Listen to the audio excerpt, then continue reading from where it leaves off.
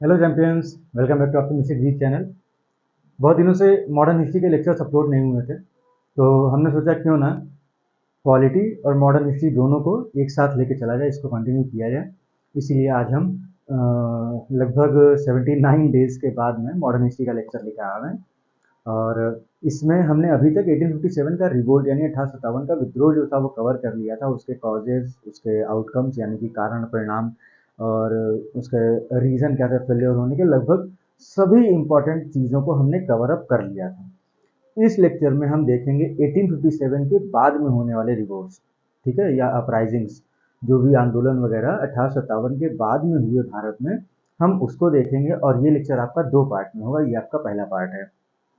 तो सबसे पहले तो अगर आप लोग हिस्ट्री की सीरीज हमारी फॉलो कर रहे थे और बीच में बहुत दिनों से लेक्चर्स ना आने की वजह से आप उसको डिसकंटिन्यू होना पड़ा, उसके लिए I am extremely sorry. But अभी हमारा पूरा फोकस होगा कि हमें as soon as possible history को कवर अप करना है, क्योंकि हिस्ट्री के बाद हमें इन्वायरमेंट शुरू करना है, ठीक है। और जो पॉलिटी है, पॉलिटी के खत्म होते हैं, हालांकि पॉलिटी खत्म होने में भी समय लगेगा, क्योंकि इसके स्टार्टिंग के 6-7 लेक्चर्स ही अभी हुए हैं और अप्रॉक्सीमेटली 50 टू 60 लेक्चर्स अभी और होने हैं, मिनिमम 60 लेक्चर्स आपके पॉलिटी के रहेंगे। तो उसमें अभी तो मेरे ख्याल से करीब 1.5 महीना लगेगा। तो आइए फिलहाल हम हिस्ट्री की शुरुआत करते हैं। और जब हम देखेंगे 1857 के बाद होने वाले अपराइजिंग्स, उनमें हम सबसे मेजर देखेंगे जो पीजेंट मूवमेंट्स थे, यानी कि जो किसान विद्रोह थे, ठीक है। तो यहाँ पे देखेंगे हम अपराइजिंग्स आफ्टर 1857, और इसमें हम सबसे पहले देखेंगे peasant movements, peasants, peasant movements यानी कि किसान आंदोलन या किसान विद्रोह। इसमें सबसे पहले हमारा नंबर आता है इंडिगो रिवोल्ट यानी कि नील विद्रोह। क्या है? इंडिगो रिवोल्ट, नील विद्रोह। ये होता है 1859 से 1860, 1859 से 1860, क्लियर है। और कहाँ होता है ये इंडिगो रिवोल्ट? तो ये होगा आपका बंगाल में, ठीक है। नील विद्रोह आपका 1859 से 1860 होता है, बंगाल में होता है। क्या होगा यहाँ पे, जो इंडिगो प्लांटर्स थे, यानी कि जो लोग इंडिया में जो लोग नील उगाते थे उनसे खरीद के और उसको कम दामों में यहाँ खरीदते थे और यूरोप में उसको मैन्युफैक्चरिंग करके और उसको अच्छे तरीके से पैकेजिंग वगैरह करके महंगे रेटों पे बेचते थे, महंगी दरों पे उसको बेचते थे। तो उनको हम बोलते हैं इंडिगो प्लांटर्स। तो इंडिगो प्लांटर्स जो थे वो कंटिन्यूअसली, जो कि ज़्यादातर यूरोपियंस ही थे, ठीक है। इंडिगो प्लांटर्स जो इंडिया में थे वो अधिकतम मैक्सिमम जो थे वो यूरोपियंस थे। और वो क्या कर रहे थे कि यहाँ के जो किसान थे, जो यहाँ के पीजेंट्स थे, उनको फोर्स कर रहे थे। क्या फोर्स कर रहे थे कि वो और कोई जो जैसे ज़्यादा पैसा जिस क्रॉप में मिलता है, जैसे चावल वगैरह उगाने में ज़्यादा फायदा होता है, तो उसको उगाने की बजाय वो क्या करें, वो इंडिगो की खेती करें, वो नील की खेती करें, ठीक है। Indigo planters, nearly all Europeans force local peasant to grow indigo on their land instead of more paying crops like rice, ठीक है। ज्यादा पैदावार और ज्यादा लाभ देने वाली उपज की जगह पे वो नील की खेती करें, इसके लिए वो लगातार उन पर दबाव डाल रहे थे। उसका कारण क्या था कि जो यूरोप था, अब यूरोप में डाई की डिमांड बढ़ रही है, डाई की जो डिमांड है, डाई की जो मांग है वो लगातार बढ़ रही है। अब जब मांग बढ़ रही है तो जब मांग बढ़ेगी तो हमें उसकी पूर्ति करनी होगी, और उसकी पूर्ति के लिए हमें ज़्यादा इंडिगो या ज़्यादा नील की आवश्यकता होगी। अब यूरोपियंस क्या करेंगे, भारत तो गुलाम देश है, तो वो क्या करेंगे, वो यहाँ से यहाँ पे दबाव डालेंगे कि यहाँ के लोग नील की खेती ज़्यादा करें, ठीक है। जब नील की खेती वो ज़्यादा करेंगे तो इंडिगो प्लांटर्स को ज़्यादा नील प्राप्त होगी और वो उसको यूरोप में अच्छे से बेच के ज़्यादा मार्जिन और जो है लाभ कमा पाएंगे। तो इस उद्देश्य से जब इसकी डिमांड बढ़ी तो इन्होंने क्या किया, जो प्लांटर्स थे इन्होंने फोर्स किया लोकल पीजेंट्स को, जो हमारे लोकल किसान थे उन पर दबाव डाला। किसके लिए? Force local peasants to grow indigo, नील का उत्पादन करने के लिए दबाव डाला। और क्या किया उन्होंने, धोखे से बहुत सारे प्लांटर्स से, बहुत सारे जो फार्मर्स थे, पीजेंट्स थे जो इंडिगो उगा रहे थे, उनसे धोखे से कई सारे कॉन्ट्रैक्ट या कई सारा समझौते पे साइन करवा लिया था। और वो सभी के सभी ऐसे समझौते थे जिनके बारे में हमारे किसानों को ज़्यादा समझ में नहीं आया, और उन्हीं समझौतों का फ़ायदा उठा के जो वो साइन किया गया, उन एग्रीमेंट पे साइन किया गया, उन्हीं का फ़ायदा उठा के इन्होंने इंडिगो इंडिगो के उत्पादन के लिए दबाव डाला, ठीक है, और उससे सबसे ज़्यादा नुकसान हमारे पीजेंट्स को हुआ, ठीक है। In 1857 to 59 planters appointed as honorary magistrates giving rise of saying जे रक्षक ते भक्षक। होता क्या है कि यही जो इंडिगो प्लांटर्स यहाँ पे, इसमें जो यहाँ पे ये फोर्स कर रहे हैं इंडिगो प्लांटर्स, जो इंडिगो प्लांटर्स हैं इन्हीं को अपॉइंट कर दिया जाता है एज ए मजिस्ट्रेट। कब? 1857 से 1859 तक। अब क्या हुआ, यही लोग आपका शोषण कर रहे हैं, इंडिगो प्लांटर्स जो हैं यही आपका शोषण कर रहे हैं, ठीक है, और इन्हीं को बना दिया गया मजिस्ट्रेट। अब जब इनको मजिस्ट्रेट बना दिया गया तो कहा गया कि जे रक्षक ते भक्षक, इसके लिए एक सेंटेंस यूज हुआ, दे ते रक्षक, जे रक्षक ते भक्षक, जे रक्षक ते भक्षक।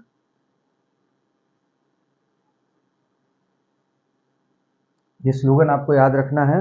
One who protect is the one who devours us, the one who protect the is the one who devours, DEVOURS, devours us, यानी कि जो रक्षक हुए हैं, यानी मजिस्ट्रेट, मजिस्ट्रेट हमारा क्या होता है? रक्षक होता है, और यही क्या है? हमारा भक्षक है। क्यों? क्योंकि यही इंडिगो प्लांटर ही बन गया मजिस्ट्रेट और यही हमारा शोषण कर रहा है।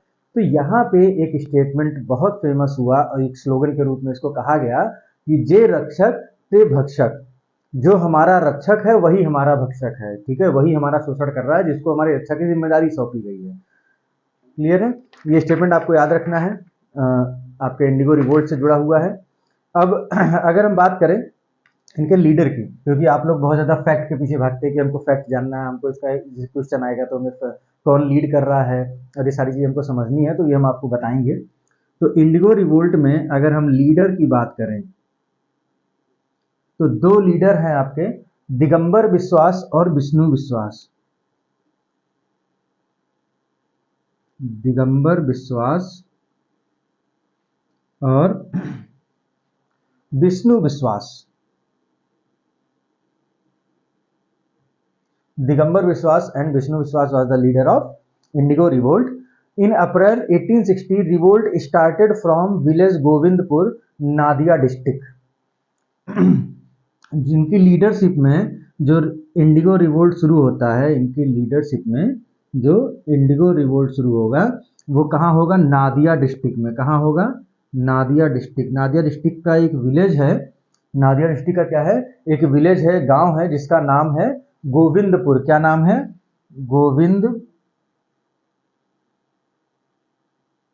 गोविंदपुर। नादिया डिस्ट्रिक्ट में एक गांव है जिसका नाम है गोविंदपुर, जहां पे दिगंबर विश्वास और विष्णु विश्वास ने लीड किया और यहां से आपके इंडिगो रिवोल्ट की शुरुआत होती है। They resisted physical pressure of planters and their लठियल्स retainers backed by police and the courts. Indigo farmers refuse to grow indigo which was also known as first general strike in the history of indigo peasantry. तो इन्होंने resist किया जो physical pressure था, जो आपके farmers पे, peasants पे जो फिजिकल प्रेशर डाला जा रहा था, जो शारीरिक दबाव डाला जा रहा था, उसको इन्होंने रोकने की कोशिश की। इनके ऊपर कुछ लाठियां भी, कुछ रिटेनर्स ने, जिनको हम लठियल बोलते थे, क्या बोलते थे? लठियल। उन्होंने भी कोशिश की, लेकिन ये लोग लगातार उसके विरोध में काम करते रहे। और सबसे बड़ी बात यह है कि जो इन पे फिजिकल प्रेशर डाल रहे थे, जो लठियल्स थे यानी कि रिटेनर्स थे, उनको प्रॉपर जो है वो पुलिस और कोर्ट का सपोर्ट मिला हुआ था। पुलिस और कोर्ट का सपोर्ट मिला हुआ था। लेकिन इनकी लीडरशिप में क्या हुआ कि जो इंडिगो फार्मर्स थे, जो इंडिगो की खेती कर रहे थे, उन्होंने क्या किया, उन्होंने कहा कि ऐसा है कि हम भैया नील की खेती करेंगे ही नहीं, ठीक है। They refuse to grow indigo. इसी को पहली हड़ताल कहा जाता है, फर्स्ट जनरल स्ट्राइक कहा जाता है, पहली आम हड़ताल। किसको कहा जाता है? इंडिगो रिवोल्ट को, ठीक है। ये चीज याद रखिएगा, पहली आम हड़ताल किसको कहा गया है? इंडिगो रिवोल्ट को, in the history of indigo peasantry. Gradually they learn to use the legal machinery and initiated legal action supported by fund collection. अब क्या हुआ, इन्होंने धीरे धीरे सिर्फ आंदोलन को इस तरीके से नहीं कि हाँ हमें आंदोलन करना है, रोड पे उतरना है और लाठियों का विरोध करना, सिर्फ इतना ही नहीं, इन्होंने धीरे धीरे कानूनी प्रावधानों का प्रयोग करना भी सीख लिया। और उसके लिए इनको कुछ फंड भी कलेक्ट हुए, ठीक है। फंड इन्होंने कलेक्ट किए, जो जितने भी आपके रिवोल्ट करने वाले लोग थे, इनको फंड मिला, फंड का कलेक्शन इन्होंने किया गया। और बंगाल इंटेलिजेंसिया जो था उसने एक सिग्निफिकेंट रोल जो है यहाँ पे पे किया था। Government appointed Indigo commission. तो अब देखो क्या हुआ, जो बंगाल इंटेलिजेंसिया था, मतलब कि बंगाल के जो लोग जिनको हम कहते हैं कि पढ़े लिखे और थोड़ा सा इंटेलिजेंट लोग होते हैं, जो थोड़ा सा एक्टिव होते हैं हमारे सोसाइटी में, उन लोगों ने भी इनको बहुत सपोर्ट किया, जिसके चलते गवर्नमेंट को एक इंडिगो कमीशन बनानी पड़ी, ठीक है। Indigo cultivation was virtually wiped out from Bengal by the end of 1860। तो जब ये सब चीजें हो रही हैं, जब ये लोग आंदोलन कर रहे हैं, स्ट्राइक कर रहे हैं, उसके बाद कानूनी दाव पेच भी ये लोग खेल रहे हैं, ठीक है, मतलब कि जो लीगल एक्टिविटीज हैं वो भी कर रहे हैं, और इनको फंडिंग भी मिल रही है, इनको बंगाल इंटेलिजेंसिया सपोर्ट भी कर रही है। तो इन सब चीजों के दबाव में आके जो ब्रिटिश गवर्नमेंट थी उसको लानी पड़ी क्या, 1860 में। 1860 में क्या लेके आए? Indigo commission.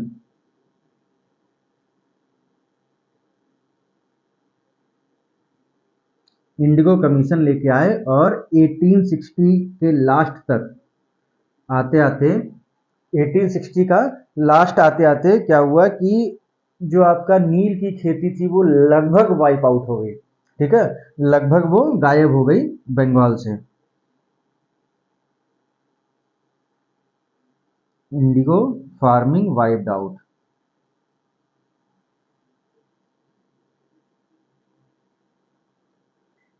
ठीक है, इंडिगो फार्मिंग वाइप्ड आउट। तो ये था आपका नील विद्रोह। अगर हम इसकी एनालिसिस की बात करें, अगर हम इसके बारे में समझें, क्योंकि देखिए ये सिर्फ आपको फैक्चुअल नॉलेज तक ये सीमित नहीं रहना चाहिए, आपको इसके सारे कॉन्सेप्ट वगैरह भी पता होने चाहिए। तो हम इसकी कुछ एनालिसिस करते हैं, तो आइए देखते हैं इसके बारे में कुछ और जानते हैं। इसको सब नोट डाउन कर लिया आप लोगों ने?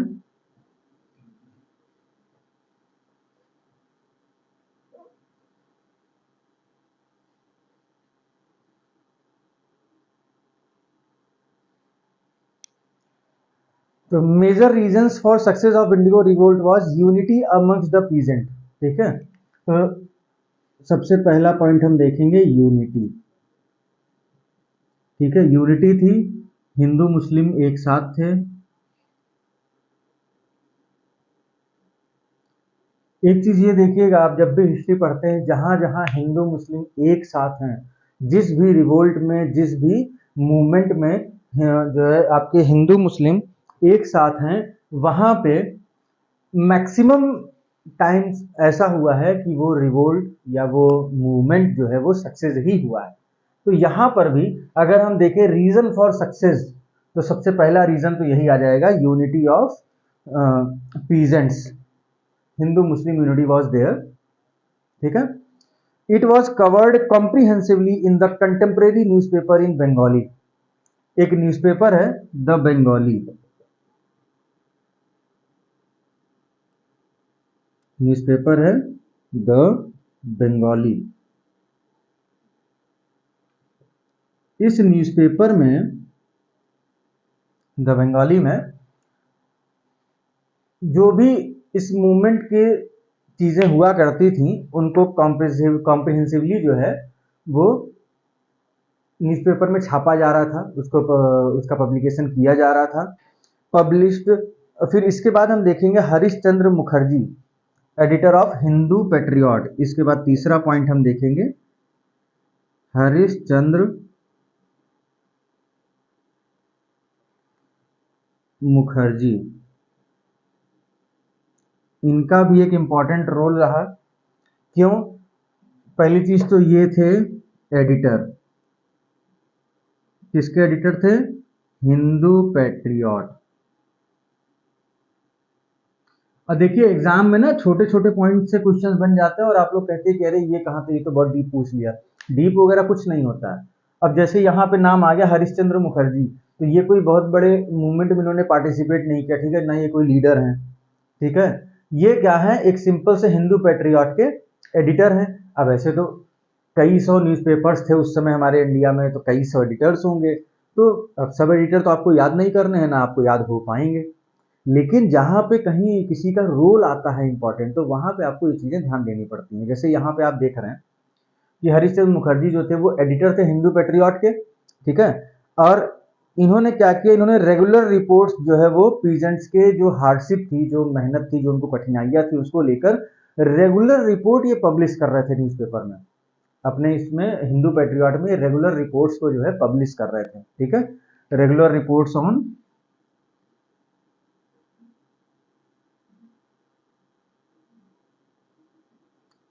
Hardship of peasants. तो ये भी तो एक बहुत बड़ा योगदान है ना, कि समाज में किसानों को किन समस्याओं का सामना करना पड़ रहा है उसको आप रेगुलर जो है पब्लिश कर रहे हैं।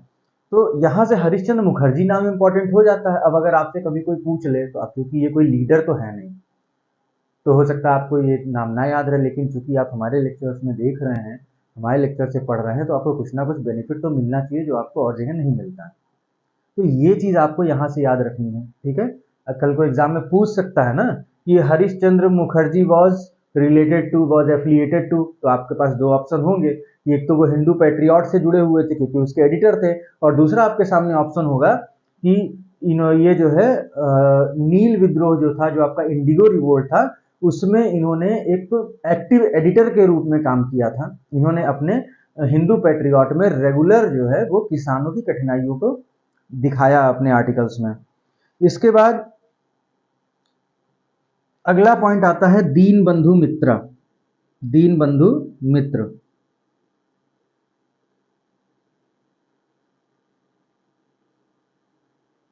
तो जब हम दीन बंधु मित्र के बारे में पढ़ते हैं, तो इन्होंने क्या किया था, इन्होंने एक बंगाली में प्ले बनाया था, बंगाली में एक प्ले लिखा, ठीक है, एक नाटक जो था उसको लिखा, जिसका नाम रखा नील दर्पण।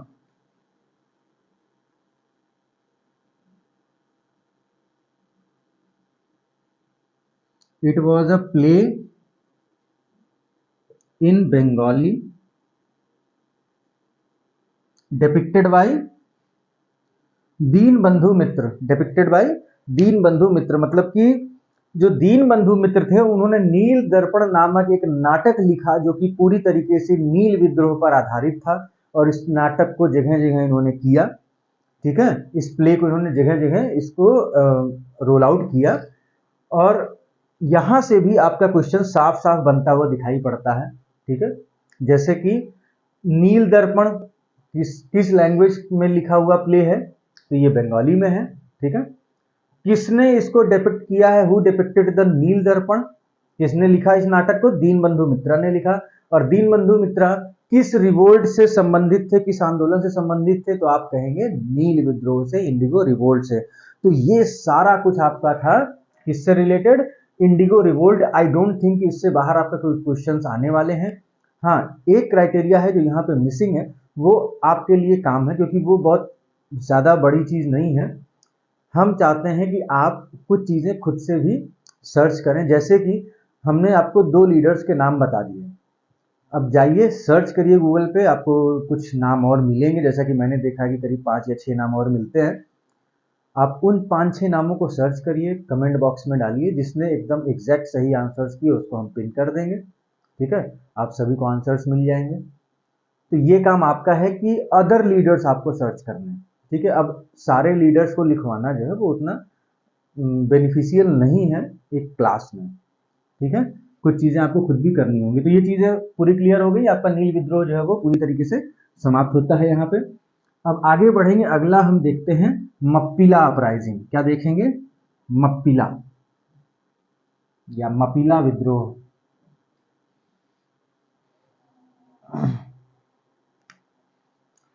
सेकंड हम क्या देखेंगे? मप्पिला अपराइजिंग, मप्पिला विद्रोह। क्या बोलेंगे इसको? मप्पिला विद्रोह। तो मप्पिला अपराइजिंग कब होता है? 1850 से लेकर 1900 तक ये चलता है। 1850 से 1900, 1850 टू 1900। और ये कहाँ होगा? ये मालाबार में होगा। कहाँ होगा? मालाबार। आइए हम इसको समझते हैं, मप्पिला अपराइजिंग को। तो जो मप्पिला पीजेंट्स थे, जो मप्पिला किसान थे, दे रोज अगेंस्ट ऑपरेशन ऑफ जन्मी landlords backed by British authority. Movement was given a communal touch by Britishers as Mopla were Muslims and landlords were Hindus. तो देखिए, ये जो आपका मप्पिला अपराइजिंग था, ये अंग्रेजों के विरोध में नहीं था। यहाँ पे क्या होता है कि पीजेंट्स हैं, ठीक है, मालाबार में किसान जो थे उनको बोलते थे मोपला या मप्पिला, ठीक है। और वहां पे कुछ थे लैंडलॉर्ड्स। क्या थे? लैंडलॉर्ड्स थे। इनको जन्मी लैंडलॉर्ड्स भी बोलते थे। क्या बोलते थे? जन्मी लैंडलॉर्ड्स। अब बात क्या हुई कि जो लैंडलॉर्ड्स थे वो कहीं ना कहीं पीजेंट्स का यानी मोपला का क्या करते थे? शोषण करते थे। अब जब शोषण हो रहा है तो जाहिर सी बात है कि एक समय के बाद में जब ऑपरेशन आप किसी का कर रहे हैं, ठीक है, ऑपरेस्ट कर रहे हैं किसी को, तो एक टाइम के बाद में वो बैकफायर तो करेगा। जैसे फुटबॉल है, फुटबॉल को आप जितनी तेज से दबाएंगे, जब तक वो जमीन पे नीचे जा रहा है एक हद तक नीचे जाएगा, और जैसे ही वो अपनी लिमिट जमीन पे टच करेगा उसके बाद वो बाउंस बैक करेगा। तो वही हाल यहाँ, वो सारे रिवोल्ट्स में यही होता है कि सबका शोषण हो रहा है, सब पे दबाव है, और वो धीरे धीरे बढ़ते बढ़ते जब दबाव एक सीमा से ज़्यादा निकल जाता है तो वो वहाँ पे फिर मूवमेंट होता है, रिवोल्ट होता है, अपराइजिंग होती है। वही सीन यहाँ पे था कि जो जन्मी लैंडलॉर्ड से वो लगातार ऑपरेस कर रहे थे मोपला पीजेंट्स को, ठीक है। अब हुआ क्या कि इनके खिलाफ मोपला जो हैं वो इनके खिलाफ शुरू कर देते हैं अपराइजिंग आंदोलन। अब यहाँ पे अंग्रेज अपना खेल खेलते हैं। खेल क्यों खेलते हैं? क्योंकि मोपला जो थे ये थे मुस्लिम, ठीक है, और लैंडलॉर्ड जो थे वो थे हिंदूज। तो जो पीजेंट्स थे वो मुस्लिम थे और जो लैंडलॉर्ड थे वो हिंदू थे। तो इसको ब्रिटिशर्स ने दे दिया एक, ब्रिटिशर्स ने क्या किया? इसको कम्युनल टच दे दिया।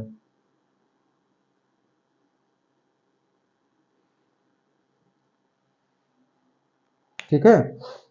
इन 1896 Moplah uprising assumed as communal orientation.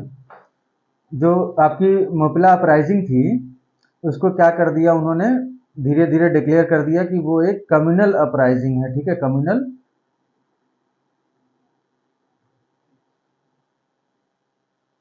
Communal आंदोलन घोषित कर दिया। अब यहाँ पे क्या किया ब्रिटिशर्स ने? इसको क्या कह दिया कि ये एक सांप्रदायिक,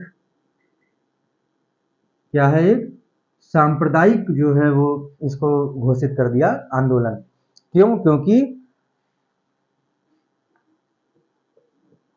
यहाँ पे जो आपके पीजेंट से जो किसान थे वो थे मुस्लिम, और जो लैंडलॉर्ड थे वो थे हिंदू। तो ये इस तरीके का था आपका। हालांकि इसका बहुत ज़्यादा कुछ फर्क पड़ा नहीं हमारी हिस्ट्री में, बट क्योंकि ये आया था पॉइंट तो हमने इसको आपको बता दिया। तो इससे क्वेश्चन सिर्फ यही बनता हुआ दिखता है कि ये हिंदू और मुस्लिम के मतलब एक कम्युनल आंदोलन के रूप में, इसको सांप्रदायिक आंदोलन के रूप में इसको जाना जाएगा, कम्युनल अपराइजिंग के रूप में इसको जाना जाता है। अगला हम देखते हैं पावना रिवोल्ट। क्या हम देखेंगे? पावना रिवोल्ट, ये काफ़ी इंपॉर्टेंट है, आपका तीसरा पीजेंट मूवमेंट है 1857 के बाद का।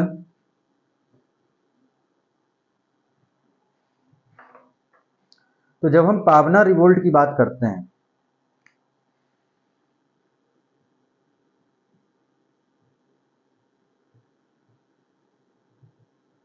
ये होता है 1873 में। कब होता है?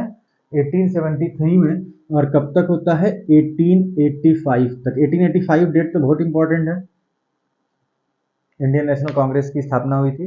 खैर कोई बात नहीं, ठीक है, नहीं भी याद है तो धीरे धीरे, अभी तो हिस्ट्री आपने पढ़नी शुरू की है, धीरे धीरे सब सीख जाएंगे। Pavna peasants rose against the malpractice of zamindars to enhance rent beyond legal limits and to destroy the tenants were forced to give up their occupancy right and convert into tenants at will through forcible written agreements। तो जो पावना revolt, पावना peasant थे, उन्होंने रोज किया। पहली चीज, अच्छा ये बताइए कि पावना रिवोल्ट कहाँ होता है? तो पावना रिवोल्ट आपका होगा ईस्ट बंगाल में। कहाँ होगा?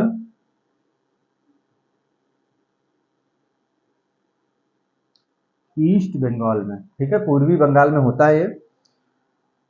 तो जो पावना पीजेंट्स हैं, कौन है? पावना पीजेंट्स, यानी कि पावना जो किसान हैं, ठीक है, ये रोज करते हैं, ठीक है, रोज करते हैं अगेंस्ट जमींदार्स। जमींदार के खिलाफ ये खड़े होते हैं, पावना जो किसान हैं। क्यों खड़े होते हैं? क्योंकि जो ये जमींदार थे, इन्होंने जो रेंट हुआ करता था ना, उसको लीगल लिमिट से भी ज्यादा बना कर दिया था, लीगल लिमिट से भी ज्यादा, ठीक है, लीगल लिमिट प्लस रेंट को लीगल लिमिट से भी ज्यादा लेने लगे थे, और जिसकी वजह से जो खेती करने वाले लोग थे वो लगातार बर्बाद हो रहे थे, डिस्ट्रॉय हो रहे थे। और जो पीजेंट्स होते हैं, इनके कुछ ऑक्यूपेंसी राइट थे। क्या थे? ऑक्यूपेंसी राइट थे, यानी कि कब्जे का अधिकार थे इनको कुछ। उन कब्जा के अधिकार को इन्होंने कन्वर्ट कर दिया tenants at will. Tenants at will का मतलब होता है इच्छा से किराएदार। मतलब जहां पे इनको कब्जे का अधिकार मिला था, वहां पे कुछ रिटन एग्रीमेंट का यूज करके, रिटन एग्रीमेंट, कुछ लिखित दस्तावेजों पर साइन करवा के, क्या कर दिया इनको, जबरदस्ती साइन करवा के, जहां पे इनका कब्जे का अधिकार था वहां पे इनको स्वेच्छा से किराएदार बना दिया। मतलब उस एग्रीमेंट में ऐसा कहा गया, उस समझौते में, कि ये जो हमारी कब्जे वाली जमीन है वो हम जमींदार को देते हैं और हम वहां पर अपनी इच्छा से किराएदार के रूप में रहेंगे या कार्य करेंगे। तो ये फोर्सिबली, यानी कि दबाव से, ये जबरदस्ती जो है, ये लिखित दस्तावेजों पे हस्ताक्षर करवाए गए थे। अब यहाँ पे जब इस तरीके का काम होगा तो कितने दिन तक आप सप्रेस करके रखेंगे, कितने दिनों तक आप जो है ऑपरेट करके रखेंगे? तो अब इसके बाद शुरू हो जाएगा आपका, एक सीमा के बाद में रिवोल्ट, या जो आपकी अपराइजिंग है वो शुरू हो जाएगी। क्या होता है यहाँ पे? तो पीजेंट्स ऑफ यूसुफ शाही परगना इन पटना। तो सबसे पहले हम देखेंगे पटना के बारे में। पटना में एक परगना है यूसुफ शाही, यूसुफ शाही परगना। परगना का मतलब क्या होता है? डिस्ट्रिक्ट, और उस समय परगना बोलते थे। तो यूसुफ शाही परगना है पटना का। वहां के पेजेंट्स क्या करते हैं? फॉर्म्ड एन एग्रेरियन लीग और combination to resist the demand of जमींदार्स, and formation of league was opposed by most prolonged newspaper including Amrit Bazar Patrika, and league organised a rent strike. तो इन्होंने सबसे पहले क्या किया, जो यूसुफ शाही परगना के पावना जो पीजेंट्स थे, उन्होंने एक लीग बनाई, एग्रेरियन,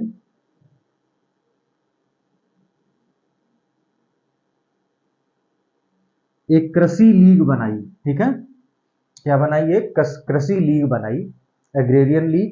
और किस लिए बनाई थी? To resist the demand of, resist the demand of zamindar, जमींदारों की जो मांग थी लगातार, उनको उनके विरोध के लिए ये लीग बनाई। इस लीग का जो फॉर्मेशन होता है, इसको अपोज कुछ फेमस न्यूज़पेपर्स भी करते हैं, ठीक है, opposed by famous magazines newspapers like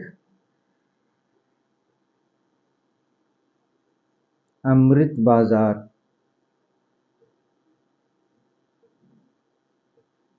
Amrit Bazar पत्रिका जैसी महत्वपूर्ण न्यूज़पेपर्स भी इनके खिलाफ थे कि ये एग्रेरियन लीग नहीं बननी चाहिए, ठीक है, क्या होना चाहिए, ये जो एग्रेरियन लीग है वो नहीं बननी चाहिए। इन्होंने क्या किया, जो लीग थी, इन्होंने की रेंट स्ट्राइक। क्या किया, रेंट स्ट्राइक। एग्रेरियन लीग ने क्या किया, rent strike, which spread throughout Patna and other district of east Bengal, जो धीरे धीरे पटना और उसके आसपास के कई सारे जिलों में पूर्वी बंगाल में पूरी तरीके से फैल जाता है। Main form of struggle was that of legal resistance and there was something little violence. तो इनका जो मेन फॉर्म ऑफ स्ट्रगल था,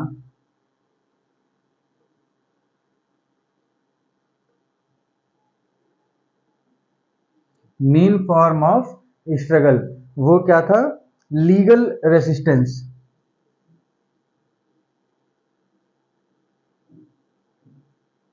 legal resistance was the main form of struggle of agrarian league. इसको नोट डाउन करिए।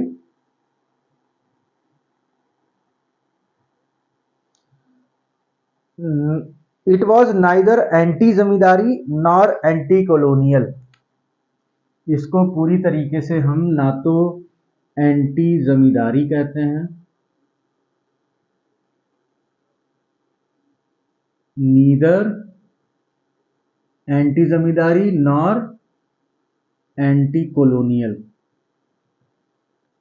ना तो ये पूर्णतः जमींदारी विरोधी था और ना ही ये औपनिवेशिक या औपनिवेश विरोधी था, दोनों ये नहीं था। ऐसा क्यों कहा जा रहा है, क्योंकि इन्होंने कहीं पर भी ये नहीं था कि हमें जमींदारी नहीं चाहिए, जमींदारी गलत है, ऐसा कुछ नहीं था। उन्होंने सिर्फ इतना, उनका सिर्फ इतना था कि जो रेंट एक्स्ट्रा वसूल रहे हैं, क्योंकि टेनेंट्स एक्ट विल कर दिया है, ठीक है, इनको कब्जेदार से, यानी कि जो है जो इनके ऑक्यूपेंसी राइट्स थे उनसे वो इनसे छीन लिए गए और इनको टेनेंट्स एक्ट विल कर दिया गया, यानी जो इनके कब्जे का अधिकार था उसको छीन के इन्हें किराएदार बना दिया गया। ठीक है, आपने किराएदार बना दिया, लेकिन जो आप किराया वसूल रहे, जो आप रेंट ले रहे हो वो बहुत ज्यादा है। तो ये सारी चीजें ना हो, इसलिए इन्होंने विरोध किया था। तो इसीलिए कहा गया कि ना तो ये जमींदारी विरोधी था, ना ये औपनिवेशिक ताकतों का विरोधी था। ये चीज याद रखिएगा, it was neither anti zamindari nor anti colonial. और ये इनका मेन जो फॉर्म था स्ट्रगल का वो लीगल रेजिस्टेंस था। कहीं कहीं थोड़ा बहुत वायलेंस देखने को मिलता है पावना रिवोल्ट्स में। Peasants did not defy the British rule, rather declared their aim was to become the riots of Queen and of her only। अब देखिए ये मेन पॉइंट है कि उन्होंने कहीं पर भी ब्रिटिश रूल को डिफाई नहीं किया, मतलब कि ब्रिटिश रूल को डिनाई नहीं किया, मना नहीं किया, उसको हटाने की बात नहीं की, बल्कि वो तो जो है वो रैयत बनने को तैयार था। रैयतवाड़ी व्यवस्था भी आप पढ़ेंगे तो आपको पता चलेगा रैयत क्या होता है। तो ये रैयत बनने को तैयार थे महारानी के, ठीक है, जो क्राउन था, क्राउन के रैयत बनने को ये तैयार थे। तो इसलिए ये एंटी कॉलोनियल नहीं था और ना ही एंटी जमींदारी था।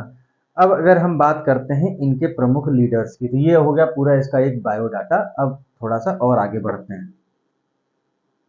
तो पावना रिवोल्ट की अगर हम बात करें तो इसके लीडर में आपके केशव चंद्र सेन आते हैं, ठीक है। चलिए हम एक लाइन से बताते हैं आपको।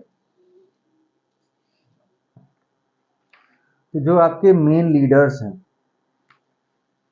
इसके अगर हम लीडर की बात करें, ये मेन लीडर्स आपके हैं, एक तो हैं केशव चंद्र सेन, कौन है? केशव चंद्र सेन। और दूसरे आपके हैं शंभुनाथ पाल। कौन है? शंभुनाथ पाल। ये आपके सेकंड लीडर है, ये फर्स्ट लीडर है, मतलब ये दोनों आपके मेन लीडर थे। They also stood for Hindu Muslim unity, also stood for Hindu Muslim unity. Hindu Muslim एकता के लिए भी ये लोग खड़े होते हैं। Number of intellectuals rose in support of peasants cause like Bankim Chandra Chatterjee and RC Dutt. तो यहाँ पे दो नाम आपको याद रखने हैं, बंकिम चंद्र चटर्जी, आरसी दत्त। इसमें कंफ्यूजन नहीं होना, आरसी मजूमदार बहुत लोग लिख देते हैं, वो नहीं है, आरसी दत्त है। ये एक बार एक स्टूडेंट ने गलती की थी, मेरी मुलाकात हुई उससे, तो उसने बताया कि सर हमने इसमें ऐसे ऐसे लिखा, तो मैंने तुरंत पूछा कि हम क्या आरसी दत्त लिखे हो, आरसी मजूमदार लिखे, तो पता चला उसने आरसी मजूमदार लिख दिया। तो ये गलती नहीं करनी, आरसी दत्त है, मजूमदार अलग है, ये अलग है। तो आरसी दत्त और बंकिम चंद्र चटर्जी, ये दोनों और ऐसे कई सारे इंटेलेक्चुअल्स थे जिन्होंने यहाँ पे पावना किसानों का सपोर्ट किया था। हु सपोर्टेड पावना peasants. Indian association led by Anand Mohan Bose, Surendra Nath Banerjee and Dwarka Nath Ganguly also campaigned of the rights of tenants. यहाँ पे देखिए अब एक और बात आती है, हम बात कर रहे हैं इंडियन एसोसिएशन की। किसकी बात कर रहे हैं? Indian association. तो जो आपकी इंडियन एसोसिएशन है, वो जिसको लीड कर रहे थे आनंद मोहन बोस। इसके लीडर कौन थे? पहली बात तो आनंद मोहन बोस, सुरेंद्र नाथ बनर्जी।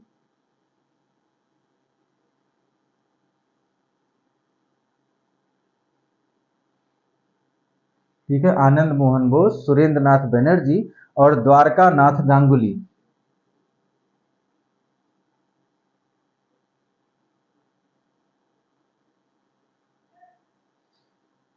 ये लीडर्स थे इंडियन एसोसिएशन के। इंडियन एसोसिएशन ने कैंपेन किया, इंडियन एसोसिएशन ने क्या किया? कैंपेन किया। कैंपेन किसके लिए किया? For the rights of tenants, for rights of tenants. जो किराएदार हैं उनके अधिकारों की रक्षा के लिए कैंपेन किया था इंडियन एसोसिएशन ने। और इन सभी लोगों के लगातार ये हिंदू मुस्लिम यूनिटी की वजह से और एक अच्छी लीडरशिप जैसे कि केशव चंद्र सेन और शंभुनाथ पाल, उसके बाद में प्रमुख इंटेलेक्चुअल्स भी इनका सपोर्ट कर रहे थे, इंडियन एसोसिएशन जैसी लीग भी इनका सपोर्ट कर रही थी, जिसके चलते 1885 में आता है the Bengal tenancy act.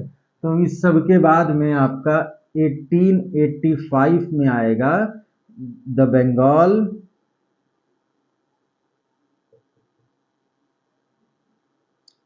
Tenancy act 1885। इसको नोट कर लीजिएगा, Bengal tenancy act 1885।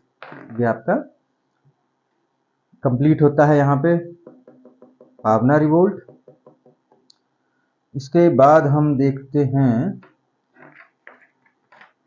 Deccan revolt. It will take time.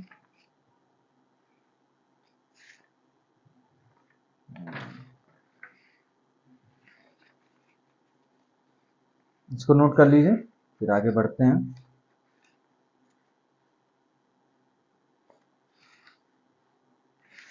चलिए काम करते हैं, इसको हम अगले लेक्चर में कंप्लीट करते हैं। अभी चूंकि बहुत दिनों से हिस्ट्री का लेक्चर नहीं हुआ था, तो इसलिए थोड़ा सा हमने इसको शुरुआत कर दिया।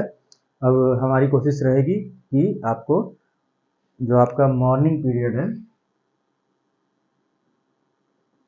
और इवनिंग दोनों टाइम में आपको लेक्चर्स मिलें।